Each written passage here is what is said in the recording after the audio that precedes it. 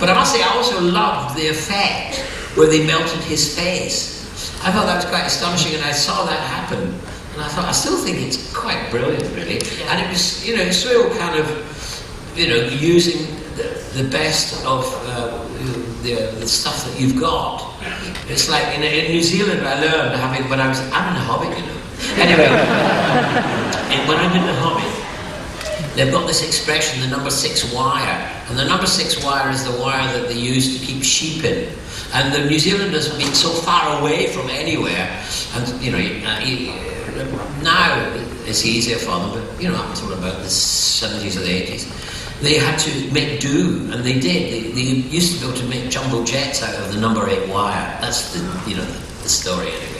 So this lady made amazing kind of effect out of an industrial hairdryer and a plastic it wasn't plastic, wax face, and they put the camera on his face, and then behind it you couldn't see, but that was blowing on, and the whole thing just melted in front of the camera. I just thought it was brilliant. It was amazing, wasn't it? I remember when Eddie went and had his face cast for it, because basically it was just really simple. They cast his face with this dental stuff called alginate, which you just have on your face like this, and then they poured the wax in, and of course got a perfect representation of his face.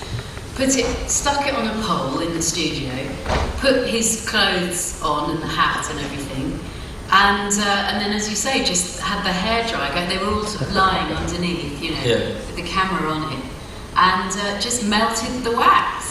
And it was still one of the most horrific things. In fact, didn't we get in trouble from Mary Whitehouse? Yes, I hope so. I think it was deemed to be one of far too horrific, and melting somebody's face. He was a baddie. He had it coming to him. I have a question. There you are. In front. What did you like to do better, Doctor Who or The Hobbit?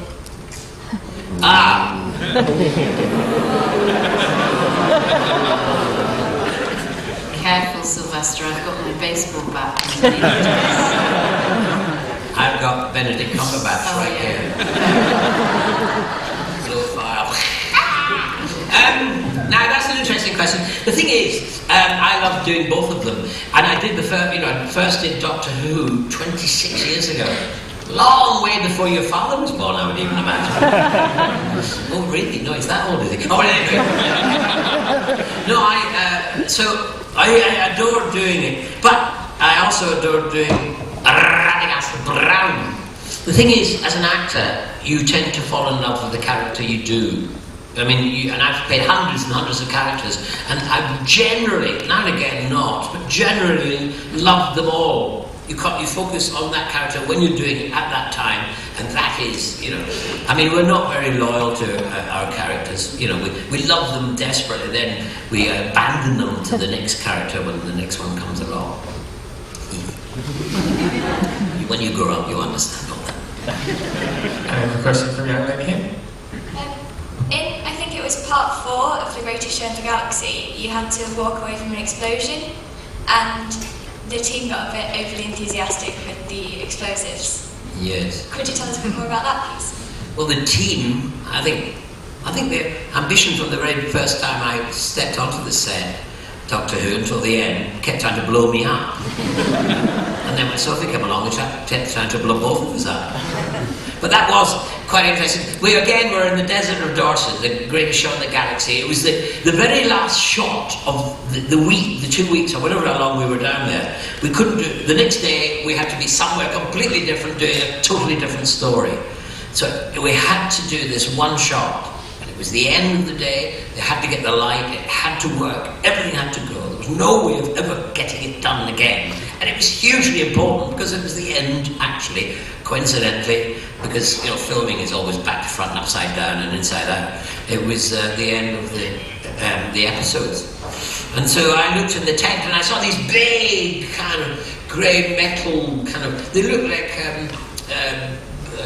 tulips things. Well, they're made of metal. I said, "What are they?" And they said, "Oh, they're going to be rubbish in there. And they're going to just blow all this rubbish out. It's going to be kind of the rubbish that belongs to the the gods of Ragnarok, and that'll go brush behind you. Fine, it'll be great, it's a bit of wind.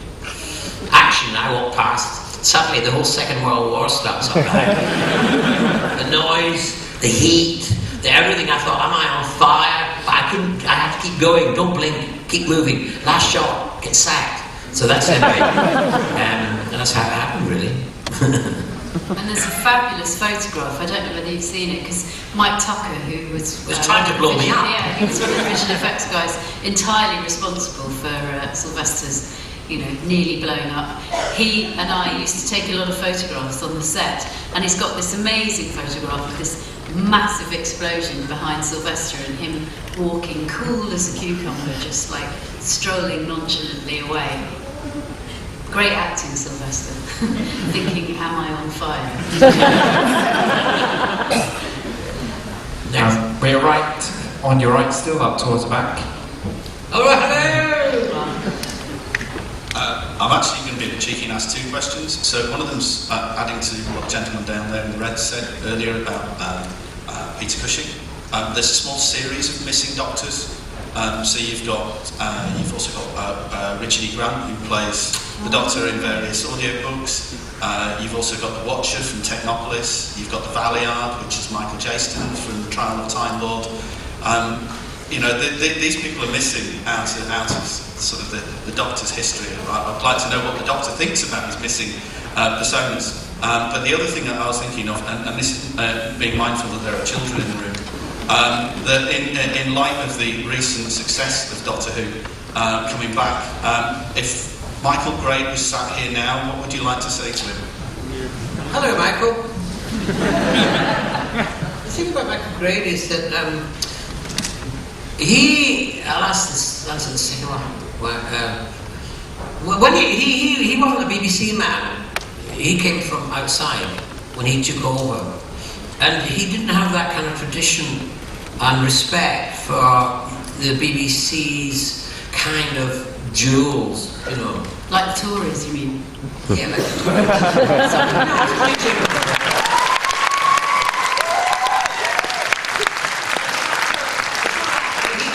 Because he didn't grow up, he didn't come through the BBC, he missed out a lot on what, he didn't know instinctively what was necessary, what was, required for the BBC to still exist. In a way, it's just like, Radio 4, the plays that they do, the various things that, in a way, he wasn't part of that tradition. So he looked at Doctor Who as something that was in the way of making other programmes.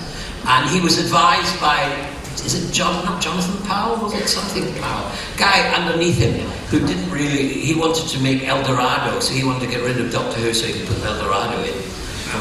Gladly we saw what happened to that. And it's all that politics was going on. So, but Michael, he listened to his, kind of lieutenant, and he acted on it and got rid of Colin.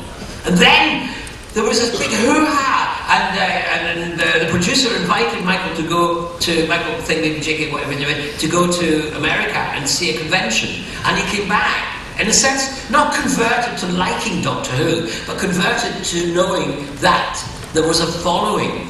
Now, Michael Grade is nothing if not a showman, and it comes from his background, his dad. So he knew that he had to keep Doctor Who, so he brought it back. Luckily for me, because I came back with it. Then, as bad luck would have it, he was offered the job as running Channel 4. So he left, and the guy that got the job of taking over from him was the one who originally advised him to get rid of Doctor Who. So in a sense, that's the convoluted thing. It's not all Michael Grade's fault, except he did make the decision. But he brought it back, and he didn't kill it off when I was in it. That was my job. So, it was, so that, in a way, I'd say, I've got great respect for him because he is a show and he knows how to do it. He ran Channel 4 great, and while he was running the BBC, apart from the Doctor Who thing, but remember he brought it back with me and eventually Sophie, so we've got to thank him for that. What was the other question? Something in red, a man in red. There he is. It was about the Doctors. Oh yeah, and a whole list of other people I never heard of. I think the Big Finish did a really good job. And if you haven't found Big Finish audio adventures yet, then you should have a look on the net, because that they do a really good job of filling in the bits from Doctor Who that you never saw on TV. So yeah, I can point you in that direction. But he was saying about all those other unsung heroes who played Doctor Who or something. Yeah, Richard E. Grant and all that. And he did a book. Was he? What did he do? Michael Jason. But Michael Jason wasn't a doctor, was he? Yeah, he was the Valiant. Well, Valiant is not Doctor Who. It's Mr. Valiant. Dr. Valiant. He's another doctor. No, he's He's me as well. Yeah. Oh, he's a great actor. I'm quite happy to have him aboard. But obviously, it means a lot to you, so yeah. Yeah. I mean, the thing is that... who's the lady who says my bum look big in this? You haven't mentioned her. Oh. Also, I've forgotten her name. I should know her name. Arabella Weir. Weir, yeah. Arabella. Arabella, yeah. No, she used to come and hang out at my place. I should know her. Anyway, she's Arabella, yeah. Well, she actually played Doctor Who in Big Finish. So there we go. We've had a female doctor. Right, and our final question is from this young man who's now remembered this question. Well, there's actually two. Was it like playing Radagast? Sorry. Radagast. Yeah, him. And was it playing in the Five-ish Doctors? All right, yeah, the Five-ish Doctors. Oh yes. Well, as you know, watching the Five-ish Doctors, I was in the Hobbit, so I played the Radagast, as you know. It was great. I mean, it was great fun to play Radagast. I used to go in every morning and they put on the makeup. It'd take about an hour and a half, the beard and all that, and then they get this big seagull to come in and poo in my head. And I used to look forward to that. It was such a lovely seagull. It was hell, I tell you. I had to work with all these animals. And you know, they say don't work with actors, children or animals. Well, I was working with this stuffed hedgehog. And I was thinking, these scenes I'm doing, I'm the only actor in this scene. Me and this stuffed hedgehog. I'm going to be out there in the biggest screens in the world, 3-dimension. If only my granny were around to see this, it'd be amazing. Just me and a stuffed hedgehog. And then I go along to see the film. And what happens is the wizards of Weta get hold of that stuffed hedgehog and turn it into this poor little, lovely, cuddly little hedgehog. Oh, everyone's weeping and going, oh, the hedgehog, look at the hedgehog. And I'm thinking, what about me? I'm a hedgehog. Bloody hedgehog, I hate it. Let it live. And then they give me rabbits. I'm sick by bloody rabbits. It was hell, I tell you. It was great fun. But also, it was lovely doing the Five-ish Doctors. It was way for years, as all of us, all the guys were travelling around the world doing Doctor Who conventions. Everyone was going, 2 years before, you're going to be in the 50th anniversary, and we thought we were going to be in the 50th anniversary. And we made up reasons why what we could do. Maybe we could come in during the season of the 50th, each one of us play a villain disguised and then somehow be exposed, or we all come back together. But anyway, we all thought we were going to be in it, and then on the opening days of the year of the 50th anniversary, we realised we were not going to be in it. And as luck would have it, Paul, Colin, Peter and myself were touring Australia, celebrating the 50th anniversary. And Peter Davison got the idea of actually doing our own celebration. And it started off as a whole movie, really. But then other people got involved. And it was people who wanted to be in Doctor Who but hadn't been asked to go into it for the 50th anniversary. And so they volunteered their time.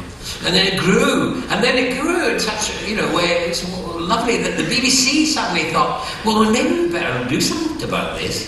So they helped us out. They gave us cameramen and assistants, and we were allowed to go and work on their premises and all that kind of stuff. They didn't pay us, but nobody got paid. And then Peter asked me if I would talk to Peter Jackson and do the scene where I'm waiting to film in The Hobbit, but then it doesn't happen. I run away from The Hobbit to break into Doctor Who, and Peter Jackson said yes. We ended up with Peter Jackson. I don't think Ian McKellen knew what was actually going on. Because I got the impression he wasn't asked. I think Peter just filmed him. It could well be that Ian actually believed, because I worked with Ian McKellen. We toured the world in King Lear's, which I think someone mentioned earlier. I don't know if we did. I've done so many of these things. I don't know whether. But anyway, we toured. I worked with him. I know he's acting. And when Peter said to Ian, Sylvester McCoy said, who? And he said, the guy with the poo down his face. Oh yeah, him. And he said, he can't make it. Can you do his lines? And Ian said, yeah, that'll be an improvement. So when he said that wasn't acting. I know. So it was great fun altogether. People keep saying, will you make another one? Well, yeah, if you can raise 20 million for Ian McKellen, we will. He did it for nothing, we all did it for nothing. We all did it to celebrate Doctor Who and to celebrate the fans who we loved and wanted to give them a present of us in it. And also to, stick a finger up to the BBC for not letting us be in Doctor Who 50th anniversary properly. So anyway, there we are. Ladies and gentlemen, please join me in a round of applause.